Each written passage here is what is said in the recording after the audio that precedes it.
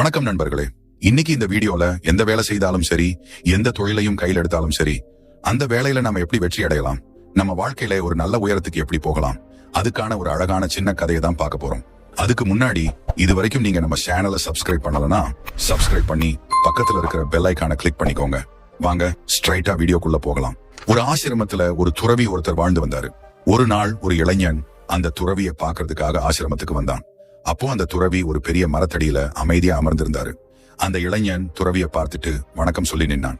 அந்த துறவியும் அவனை பார்த்து, என்னப்பா ரொம்ப சோகமா இருக்க, உன் முகத்திலேயே தெரியுது, வாழ்க்கையே வெறுக்கிற மாதிரி இருக்கியே, என்ன பிரச்சனை, என்ன தீர்வு தேடி இங்க வந்திருக்க அப்படின்னு கேட்டாரு.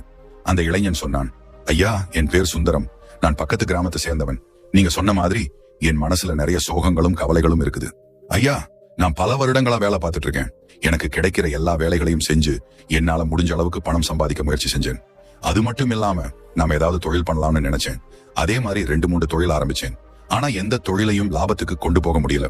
வாழ்ந்த வாழ்க்கை அதே மாதிரி ஒரு சாதாரணமான வாழ்க்கை தான். என் கூட படிச்சவங்க, என்னோட நண்பர்கள் எல்லாருமே வளர்ந்துகிட்டே இருக்கிறாங்க. ஆனா நான் மட்டும் அதே இடத்துல நின்னுட்டு இருக்க மாதிரி ஒரு உணர்வு. நான் என் வாழ்க்கையை முன்னேற்றணும்னு ஆசை. ஆனா எப்படி என்ன பண்ணணும்னு தெரியல. அதனாலதான் நீங்க என் வாழ்க்கைக்கு ஏதாவது ஒரு நல்ல வழியை சொல்லி தர முடியுமா?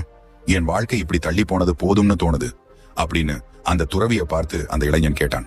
அதுக்கு அந்த துறவி சொன்னாரு, உன் மனநிலை என்னன்னு நான் நல்லா புரிஞ்சுக்கிட்டேன் தம்பி. ஒருத்தர் எந்த வேலையை செஞ்சாலும் சரி, எந்த தொழிலை செஞ்சாலும் சரி, அந்த வேலையின் மூலமா நம்ம வாழ்க்கையில உயரணும்னா ஒரே ஒரு விஷயம் மட்டும் நம்ம கிட்ட சரியா இருக்கணும். அது என்னன்னு உனக்கு ஒரு சின்ன கதையின் மூலமாக சொல்றேன், கேளு. முன்பு ஒரு காலத்துல ஒரு ஊர்ல மதிய வெயில்ல ஒரு இடத்துல 3 பேரு சுத்தியல் உளி எடுத்துக்கிட்டு பெரிய கற்களை உடைச்சுக்கிட்டு இருந்தாங்க. அப்போ அந்த வழியா ஒரு பெரியவர் போய்கிட்டு இருந்தாரு. அந்த 3 பேரையும் பார்த்ததும் அவர் வியப்போட அவங்க பக்கத்துல போனாரு. முதல்ல கல்ல உடைச்சுக்கிட்டு இருந்த ஒருத்தர் கிட்ட போய் கேட்டாரு, தம்பி, நீங்க என்ன செய்யற? அதுக்கு அவனும் ரொம்ப எரிச்சலா பெரியவரை பார்த்துட்டு, யோ, பார்த்தா தெரியலையா உனக்கு, கண்ணு இருக்கா இல்லையா, அதை தெரிஞ்சு நீ என்ன பண்ண போற அப்படின்னு திட்டுற மாதிரி பதில் சொன்னான். அதை கேட்ட பெரியவர் மனசுக்குள்ள, ஏன் இவன் இப்படி திட்டுறான், இன்னொரு நபர்கிட்ட கேட்போமா, இல்ல இவனை மாதிரி அவனும் கத்துவானோ அப்படின்னு யோசிச்சாரு. பிறகு அடுத்த நபர்கிட்ட போய் அதே கேள்வியை கேட்டாரு, தம்பி, நீங்க என்ன செய்யற? அவனும் நிதானமா சொன்னான், ஐயா, என் பொண்டாட்டி பசங்கெல்லாம் சாப்பிட வேண்டாமா, ஏதோ வயிற்றுக்காக இந்த கல்ல உடைக்கிற வேலையை செய்யறேன். அதுவும் இல்லாம எனக்கு வேற வேலையே தெரியாது. என் குடும்பத்தை கவனிக்க வேணாமா, அதனாலதான் வெயில் மழைன்னு கூட கவலைப்படாம இப்படி வேலை செய்யறேன். அவனோட பதிலை கேட்ட பெரியவர் மனசுக்குள்ள, முதல்ல இருந்தவனை விட இவன் நல்லவன் தான், நிதானமா பேசுறான், குடும்பத்தை பாத்துக்கிற பொறுப்பு இருக்கு போல. ஆனா இவன் நம்ம கேட்ட கேள்விக்கான பதில் சொல்லலையே, இங்க ஏன் இந்த வேலை நடக்குது, என்ன காரணம், இது இன்னும் நமக்கு தெரியலையே அப்படின்னு நினைச்சார்.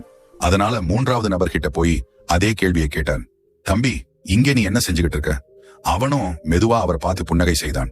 பிறகு பெரியவரை பார்த்து சொன்னான், ஐயா, இங்க சத்திரம் ஒண்ணு வரப்போகுது, அதுக்காக தான் நாங்க இந்த கற்களை உடைச்சுக்கிட்டு இருக்கோம். இந்த வழியில போற வரக்கூடிய மக்கள் வெயிலாகட்டும் மழையாகட்டும் ரொம்ப சிரமப்படுறாங்க. இரவில திருடர்கள் பயமும் அதிகமா இருக்கு. அதனாலதான் இங்க ஒரு சத்திரம் கட்ட போறாங்க. இந்த சத்திரம் கட்டுனாங்கன்னா இங்க தங்கக்கூடிய எல்லா பயணிகளும் நிம்மதியா இருக்க முடியும். அது மட்டும் இல்ல, நம்ம ஊர்ல இருக்கிற ஏழை மக்களும் நடுத்தர மக்களும் தங்களோட வீட்டு சுப நிகழ்ச்சிகளை எந்த கட்டணமும் இல்லாம இங்க நடத்திக்கலாம். இது அவர்களுக்கு ரொம்ப பெரிய உதவியாக இருக்கும். ஒரு புண்ணிய காரியம் மாதிரிதான். அதனாலதான் இந்த சின்ன வேலையில நானும் ஒரு பங்கா இருக்கணும்னு நினைச்சேன். எனக்கு தெரிஞ்ச வேலை இதுதான். அது மட்டும் இல்லாம இதன் மூலமா வருமானமும் கிடைக்குது. அதனால என்னால முடிஞ்ச அளவுக்கு இந்த கல் உடைக்கிற வேலையில ஈடுபடுறேன் அப்படின்னு அந்த இளைஞன் சொன்னான். அதை கேட்ட பெரியவர் மனசுக்குள்ள ஒரு சந்தோஷம். ஆஹா, இவன் தான் உண்மையான தொழிலாளி. வெயில்ல நின்னுகிட்டு இருந்தாலும் எவ்வளவு பொறுமையா மகிழ்ச்சியோட மன நிறைவோட என் கேள்விக்கு பதில் சொன்னான் பாரு. அதுக்கு பிறகு அந்த 3வது நபர்கிட்ட அந்த பெரியவர் கேட்டாரு, தம்பி, பக்கத்து